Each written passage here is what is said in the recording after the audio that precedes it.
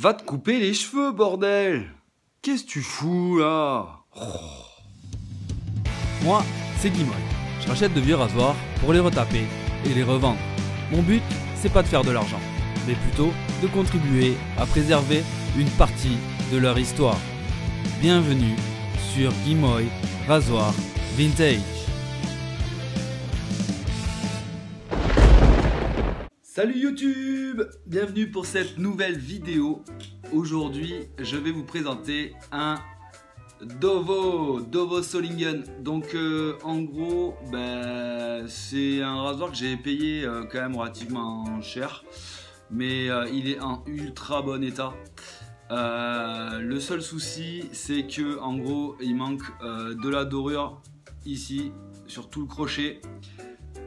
Et là, au niveau des damiers, il avait des petits points bleus dans le fond. Et du coup, en gros, à part ça, en dehors de ça, il n'y a rien. Il n'y a rien, il est top. Je l'avais déjà présenté sur Facebook. J'avais fait un unboxing dans ma voiture. Et du coup, le voilà, enfin. Je vais pouvoir refaire la dorure. Parce que j'ai mon petit matos que je vais vous montrer qui est arrivé. J'avais déjà eu la lime, mais il me manquait le reste. Et là, merci, tout est arrivé. Donc c'est la classe, c'est cool. Donc je vais vous mettre quelques petites photos ou petites vidéos en prise de vue de très près pour que vous le voyez un tout petit peu mieux parce qu'il est quand même très beau, hein. Donc c'est une chasse en plastique et qui est un peu, elle fait genre grippe, tu vois. Et du coup il est vraiment, c'est la classe, hein. C'est un très beau coupe-chou allemand. Voilà, donc je vais vous mettre quelques petites photos et après j'enchaîne direct.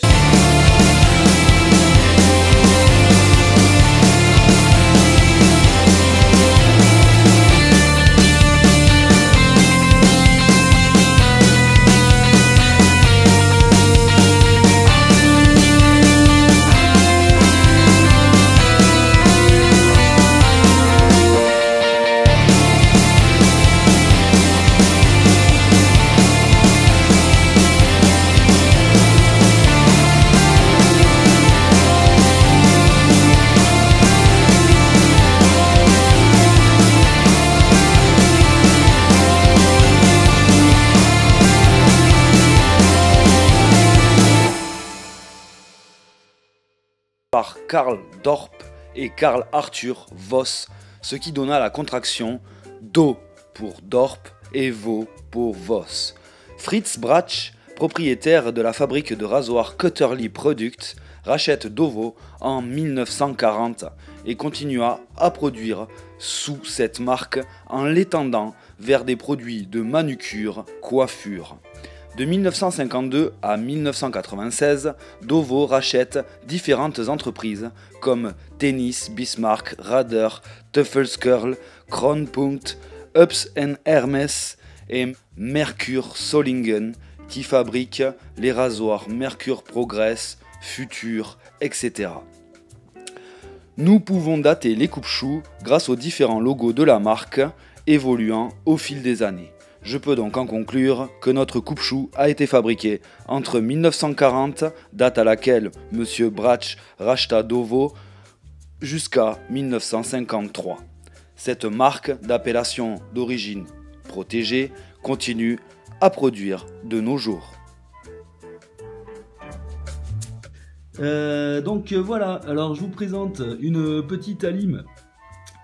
Voilà, qui est conçu spécialement pour faire du plaquage par électrolyse, donc que ce soit en bain ou par stylet. Donc ça c'est le câble d'Alim, on s'en fout. Donc la lime, j'avais fait le tour vite fait la dernière fois, donc rien de spécial. Je peux régler le voltage et l'ampérage, il n'y a pas de souci. Ce qui me manquait, c'était ça. Donc ça en fait c'est un stylet pour galvanoplastie. Il vient de chez Tifou. Donc tu t'inquiètes, mais il n'y a pas de placement de produit ni rien parce que j'ai rien à gagner à faire ça. Je te dis juste que si tu veux en acheter, tu vas chez Tifou. Voilà, les Allemands, ils font des bons queutrues, quoi. Voilà, des trucs cool. Surtout pour la galvanoplastie. Voilà, il faut un petit budget, mais c'est quand même faisable. Donc là, moi, je me suis préparé. Donc, je l'aurais acheté, hop. Donc, la mise au point, veux-tu bien te faire? Voilà, je vais la faire en manu. Hop, voilà. Donc, c'est Tifou, voilà la marque. Donc, ça, c'est de l'électrolyte d'or Midas à 8 grammes d'or par litre. Et là, j'ai mes petits 50 millilitres. Voilà. Donc, avec ça, normalement, j'ai de quoi faire des dorures à la toque. Voilà. Et donc, ça, en fait, il faut imbiber de ce produit les petits tampons que tu vas venir placer ici. Et donc là, si tu veux donc plaquer à l'or 24K, hop, il te faut une anode en graphite. Parce que si tu prends une anode avec une autre matière, l'or ne prendra pas. Voilà, donc en gros, je vais vous montrer le petit branchement après. Voilà, et je pense que ça va faire le taf, quoi. Mais avant toute chose, il faut quand même que je démonte le Dovo. Donc je vais le déchasser. Du coup, je vais le polir. Parce qu'il faut bien polir avant de faire le plaquage. Sinon, ça ne prendra pas, en gros. Et donc, je vais m'attaquer à ça tout de suite. Donc nous voilà avec harnais sur le torse et certainement à contre-jour ou j'en sais rien. Enfin bon, voilà. Vous avez une grosse visu sur ce que je suis en train de faire car j'ai mis mon harnais. Et oui. Donc on va essayer de déchasser ce petit père là. Hop. Donc je vais y aller slowly, doucement, pour essayer de ne pas abîmer la chasse, car si j'abîme la chasse, celle-ci, vu qu'elle est en mi-grippe, mi-je ne sais quoi, j'arriverai pas à la récup. Donc il faut vraiment pas que je fasse de traces dessus, et il faut que je m'applique donc pour avoir peut-être un petit peu plus de précision. Je vais essayer de pas filmer trop. Donc je vais vous couper le temps que je démonte tout ça. À tout de suite. Donc c'est bon, je l'ai eu. J'espère que vous voyez, parce que je ne sais pas si vous voyez. Hop, du coup je peux le choper avec ma petite pince. Hop, et sortir le clou. S'il veut bien sortir, ouais, c'est cool. Hop, le voici, le voilà, la lame ici, les petites rondelles qui vont bien. On va les garder. Yep. Et le bout qui reste, il veut pas s'en aller. Il s'est incrusté. Bon, je vais essayer de le sortir plus tard. C'est pas trop le souci du moment. Hein. Vous le voyez, il est là. Hein. Il est incrusté dans le plastique. Donc c'est pas très grave. Voilà, une jolie chasse. Oh, j'ai glissé, chef. Là, j'ai glissé un petit peu avec ma lime. Mais c'est pas très grave. Donc, on garde la chasse. On garde les deux petites rondelles. Hop, voilà. Ça va partir au nettoyage. La lame, c'est pareil. Avant de polir, là, vu que j'avais mis un peu d'huile de vaseline, histoire que ça rouille pas lors du stockage. Du coup, je vais les nettoyer. Vous allez venir avec moi-même. Donc c'est un petit peu le bordel dans l'évier. Tu t'inquiètes parce que j'ai pas fait la vaisselle. Voilà. On va faire un petit coup de flotte. Hop, on se coupe pas les doigts. Un petit coup de liquide vaisselle. Yes. Cadre, bordel. Voilà. Hop.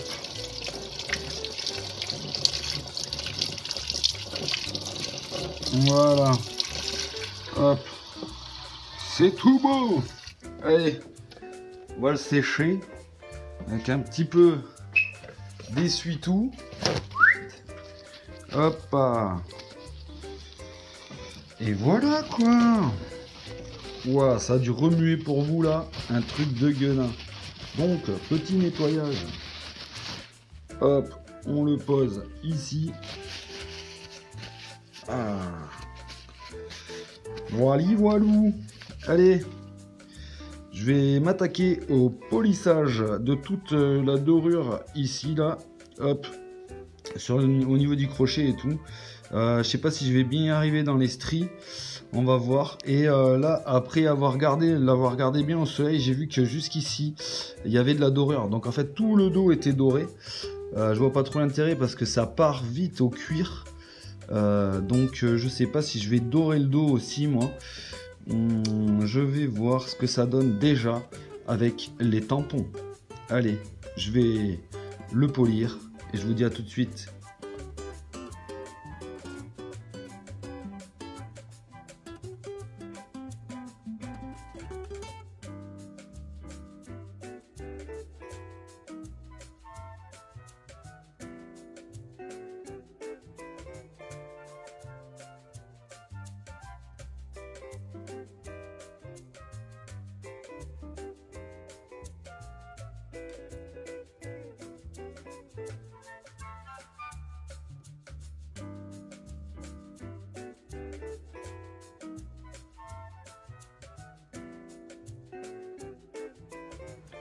Bon voilà, au soleil, ce que ça peut donner.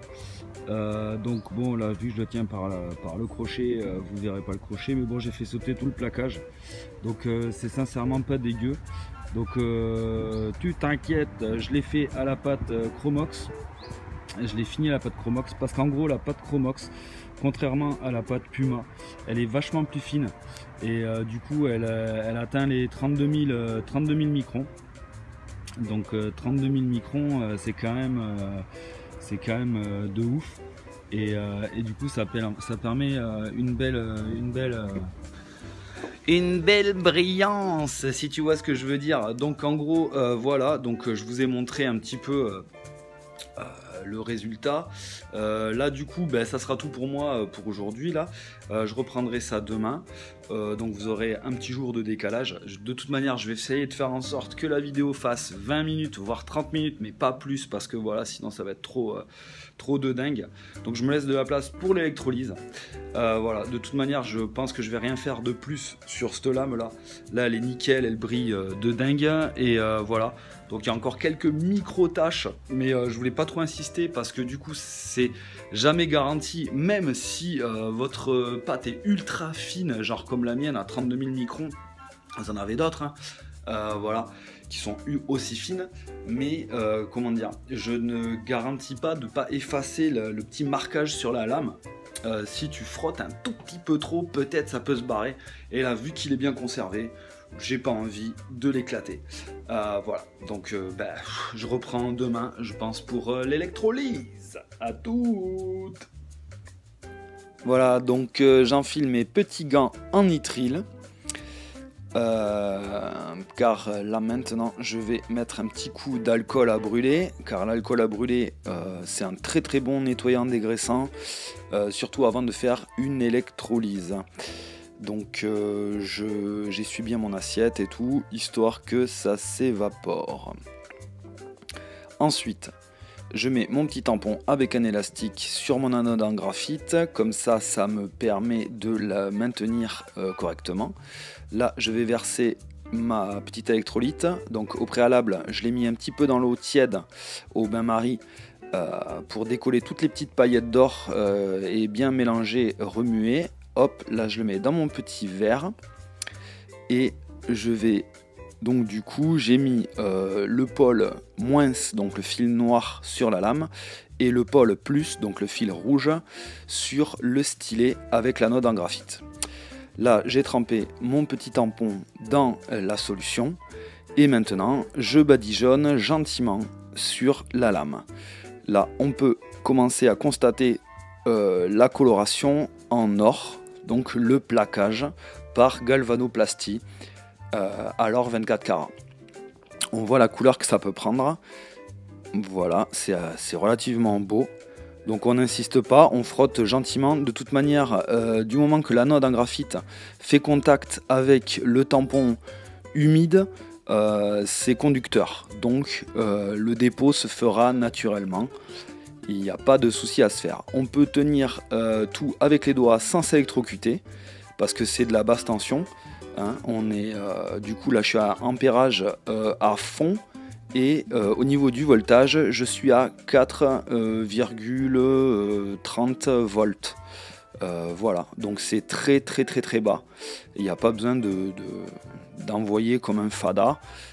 Ça se dépose bien. Donc là doré, là pas doré. Voilà, vous voyez bien la diff, ça se fait gentiment. Là je suis sur un dépôt donc à la première couche, donc une couche est égale à 0,1 micromètre. On peut assembler jusqu'à 20 couches, donc aller jusqu'à une épaisseur de plaquage de 0,20 micromètre. Donc ça fonctionne très bien sur l'acier standard, l'acier au carbone, le laiton et le cuivre. Ça va prendre direct sans sous-couche. A contrario, pour l'inox, il va falloir faire une sous-couche au rhodium ou au palladium, sur d'autres métaux aussi. Et sur l'aluminium, c'est carrément différent. On ne pourra pas le plaquer, on va parler d'anodisage. Donc là, je suis sur ma seconde couche. Et voilà, bah, tout se passe très bien. Je vous laisse visionner.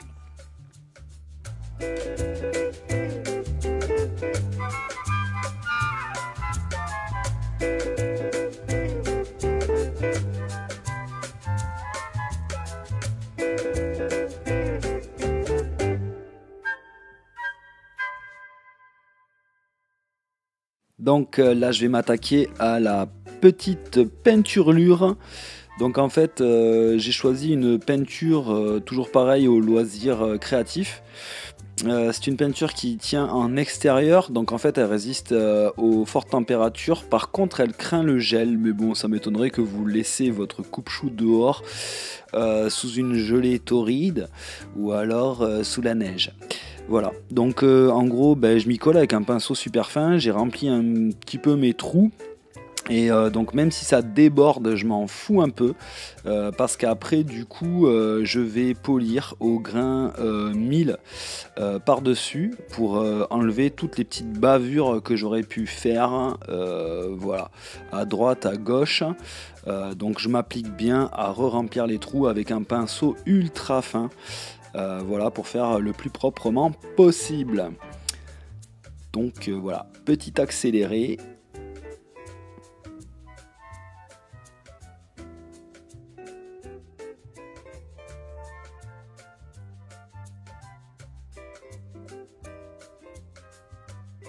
Petit coup de bière dans le coco, hop hop hop, on remonte tout ça à 200 à l'heure.